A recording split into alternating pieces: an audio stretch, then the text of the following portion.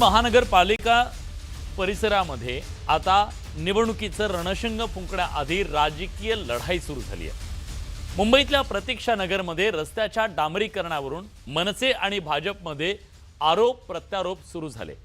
निकृष्ट दर्जामुळे एकाच महिन्यात रस्त्याचं दोनदा काम करण्याची वेळ आल्याचा आरोप मनसेने केलाय। आमदार कॅप्टन आर तमिळसेल्वन यांच्या निधीतून रस्त्याचं काम करण्यात आलं, मात्र महापालिकेची वर्क ऑर्डर आणि वाहतूक पोलिसांची एनओसी घेण्यात आली नाही असा दावा मनसेकडून करण्यात आलाय। तर भाजपने मनसेचे आरोप फेटाळून लावले। रस्त्याचं काम होत असताना मनसेकडून श्रेय लाटण्याचा प्रयत्न सुरू होता, याकडे भाजपने लक्ष वेधलं। गणेश विसर्जनाच्या आधी तयार केलेला रस्ता तात्पुरता होता अशी सबब भाजपकडून देण्यात आली। एकंदरीत महापालिका निवडणुकीच्या प्रचारात राजकीय संघर्ष तीव्र होण्याचे संकेत मिळत आहेत। उडवाउडीचे जे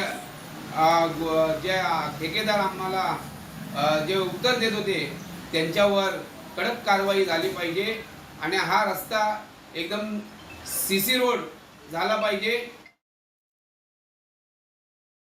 आम्हाला कोणतीही परवानगी दाखवण्याची कोणालाही गरज नाही आहे। जे विरोधक आहेत त्यांनी कायदेशीररित्या परवानगी जाऊन बघावी, परमिशन घ्यावी, महानगरपालिकेमध्ये आरटीआय टाकावा आणि त्यांनी त्या ठिकाणी विचारावं की हा कोणत्या नीतीतून रस्ता केलेला आहे। दिवाळी